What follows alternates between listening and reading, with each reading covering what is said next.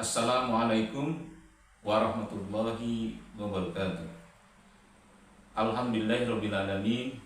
Nahmaduhu wa nasta'inuhu wa nastaghfiruh wa na'udzubillahi min syururi anfusina wa min sayyiati a'malina. May yahdihillahu fala mudilla lahu wa may yudlil fala hadiya lahu. Asyhadu an la ilaha illallah wahdahu la syarika lahu wa asyhadu anna Muhammadan abduhu wa rasuluh la nabiyya ba'dah. Allahumma shalli ala Muhammad wa ala alihi wa sahbihi ajmain. Amma ba'du, ya ibadallah, usikum wa nafsi bitaqwallah wa ta'atihi la'allakum tuflihun. Wa qala Allah ta'ala fi kitabihil karim. A'udzubillahi minasyaitonir rajim. Bismillahirrahmanirrahim. Ya ayyuhallazina amanu taqullaha haqqa tuqatih wa la tamutunna illa wa antum muslimun. Alhamdulillah, segala puji dan syukur marilah kita panjatkan kehadirat Allah Subhanahu wa taala yang telah memberikan nikmat yang tidak terhitung pada kita semua.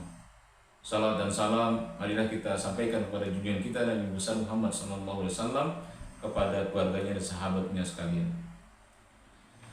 Saudara sekalian, pada video kali ini saya ingin menyampaikan kriteria pemimpin sebagaimana yang Allah jelaskan di dalam Al-Quran. Ya, Al-Quran ini adalah petunjuk bagi orang-orang bertakwa. Oleh karena itu, dalam memilih pemimpin kita juga harus ikut apa kata Al-Quran, apa kata Allah di dalam Al-Quran.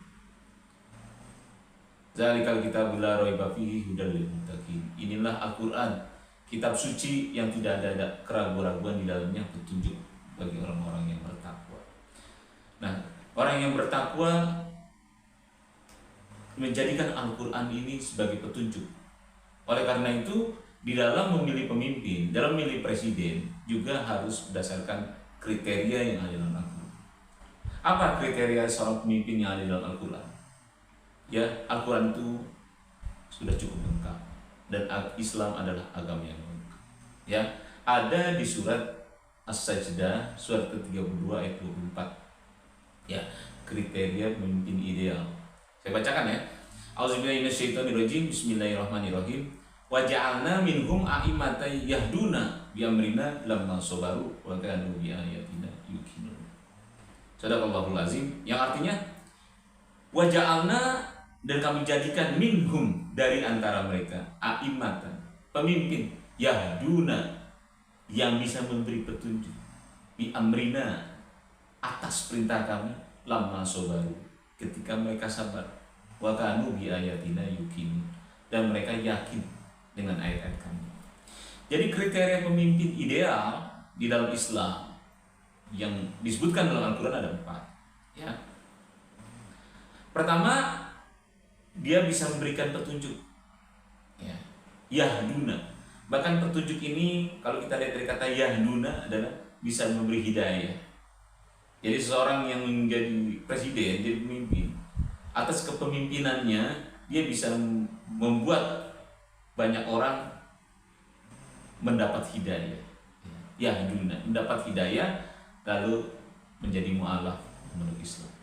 Itu sebagaimana Nabi mengirim surat kepada Heraklius agar keislaman Heraklius nantilah yang akan membuat rakyatnya ikut memeluk Islam. Ya. Jadi kriteria utama itu bisa memberi petunjuk, bisa memberi hidayah. Ya. Jadi seorang pemimpin harus wajib mengetahui ilmu agama secara luas dan mendalam. Di samping juga ilmu-ilmu dunia, ilmu-ilmu pemerintahan dan lain sebagainya, ilmu-ilmu bagaimana cara mengelola negara. Jadi yahduna bi amrina, atas perintah kami. Nah, jadi seorang pemimpin yang kedua adalah menjalankan perintah Allah. Seorang pemimpin harus dia itu menjalankan perintah Allah dan menyuruh keluarganya juga melaksanakan perintah Allah secara total, 100% secara keseluruhan. Sehingga kalaupun dia punya istri, ya istrinya disuruh pakai jilbab. Kalau dia punya anak perempuannya disuruh pakai jilbab. Karena memakai jilbab itu hukumnya wajib. Sebagaimana firman Allah dalam Al-Quran surat ke-33 surat Al-Ahzab ayat 59 yang berbunyi auzubillahi minasyaitonirrajim. Ya ayuhan nabi kulli azwajika wa banatika wa nisa'il mu'minina yudnina 'alaihinna min jalabibihinna dzalika adna ayyurafna fala yuzaina wa kana Allahu ghafurur rahim. Yang artinya, hai Nabi, Katakanlah pada istri-istrimu, anak perempuanmu, dan wanita-wanita muslimah agar mereka mengulurkan jilbabnya. Jangan, hal itu adalah lebih baik, lebih bersih bagi mereka agar mereka lebih mudah dikenali, agar mereka tidak diganggu. Sesungguhnya Allah Maha Pengampun lagi Maha Penyayang. Jadi inilah ayat yang mewajibkan pakai jilbab. Jadi seorang pemimpin yang baik adalah yang dia itu istrinya pakai jilbab, anak perempuannya juga pakai jilbab. Jadi bukan istrinya saja pakai jilbab, tapi anak perempuannya tidak pakai jilbab. Tidak. Karena kalau seperti itu berarti dia tidak melaksanakan perintah Allah dan tidak mengkondisikan istri dan anaknya untuk melaksanakan perintah Allah. Yang ketiga, kriteria itu lama subaru, ketika mereka sabar. Jadi seorang pemimpin adalah seorang yang sabar. Jadi kalau rakyatnya belum paham, belum mengerti, ya mesti dijelaskan dengan sabar sampai rakyatnya benar-benar mengerti. Jangan main usir, jangan main gusur, jangan main paksa. Nah, itu kriteria seorang pemimpin yang sabar. Wa kanu bi ayatina yuqinun, dan mereka yakin dengan ayat-ayat kami. Ya. Jadi seorang pemimpin yang baik, yang ideal itu yakin dengan ayat-ayat Allah. Seorang pemimpin yang istrinya atau anak perempuannya atau kedua-duanya tidak memakai jilbab berarti dia tidak yakin dengan ayat Allah. Ya, seorang pemimpin, seorang presiden yang tidak mau menerapkan hukum Allah, hukum Rasul, hukum Islam, ya, tidak mau menerapkan syariat Islam berarti dia tidak yakin dengan ayat Allah. Walaupun Allah sudah diponis oleh Allah, wa man lam yahkum bima anzalallahu fa ulaika humul kafirun. Barang siapa yang tidak menerapkan hukum Allah mereka adalah orang-orang kafir, dia tidak peduli. Wa man lam yahkum bima anzalallahu fa ulaika humuz zalimun. Barang siapa yang tidak mau menetapkan hukum berdasarkan apa yang diturunkan Allah, dia adalah orang-orang yang zalim, dia tidak peduli.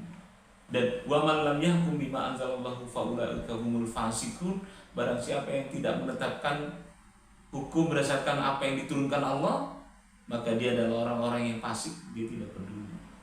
Inilah yang dikatakan Allah, bahwa mereka yang tidak mau berhukum pada hukum Allah dan Rasul, pada hukum Islam, syariat Islam, mereka diponis oleh Allah sebagai orang-orang yang kafir, zalim, dan fasik.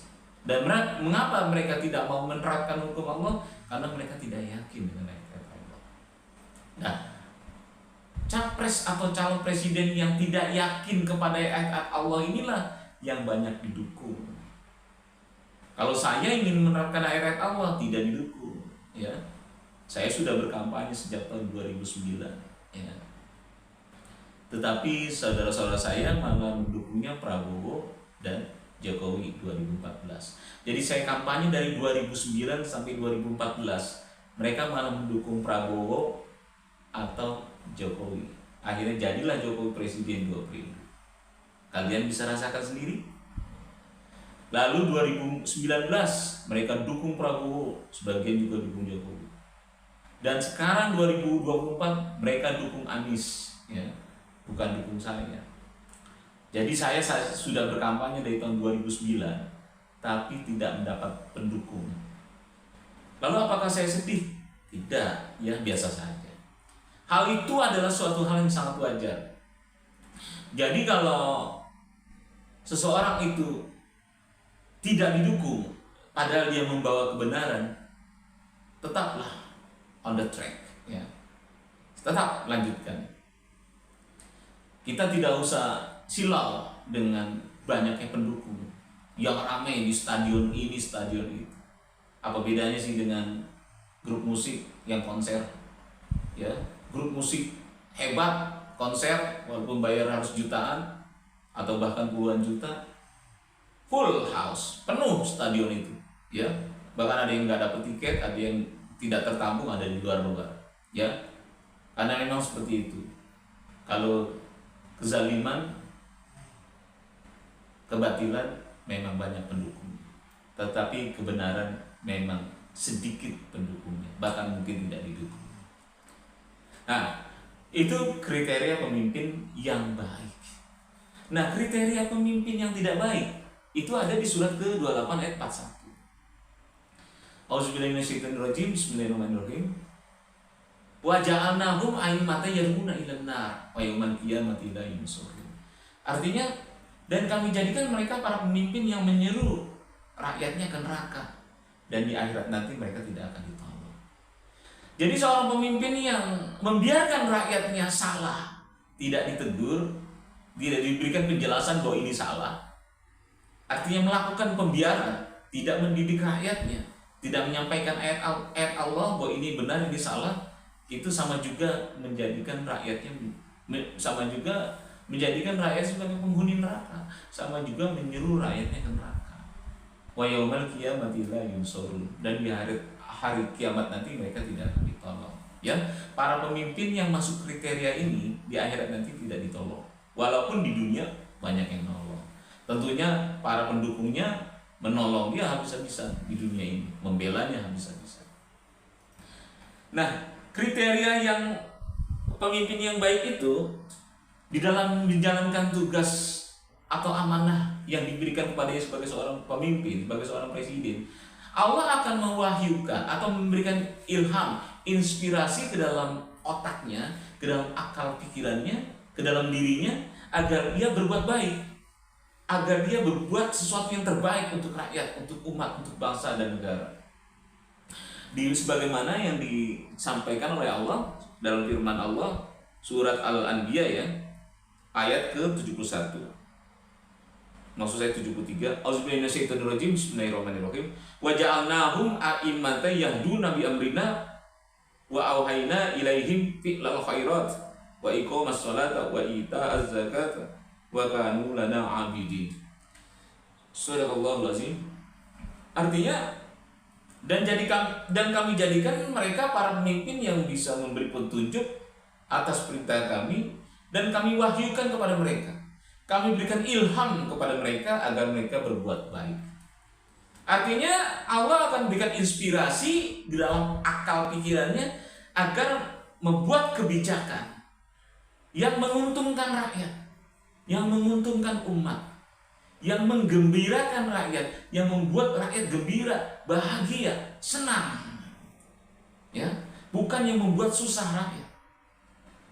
Ya, orang-orang yang benar-benar beriman dan terkait hatinya kepada Allah, ketika dia menjadi pemimpin, ketika dia menjadi presiden, dia akan dapat inspirasi atau ilham dari Allah agar dia menelurkan kebijakan ya, yang menguntungkan rakyat, yang menyenangkan rakyat. Wa iqamas sholata wa ita'az zakat, dan dia mendirikan sholat. Nah, seorang pemimpin yang mendirikan sholat tentunya juga akan menyuruh rakyatnya mendirikan sholat. Tidak seperti sekarang, rakyatnya mau sholat kayak enggak kayak bodo amat, terserah, dibiarin aja. Coba kalau sholat Jumat kita lihat, kita sholat Jumat nih 5 menit sebelum ajan kita baru berangkat, kita lihat orang-orang yang pemulung, yang supir angkot, yang tukang becak, tukang ojek, kuli bangunan, banyak nggak sholat.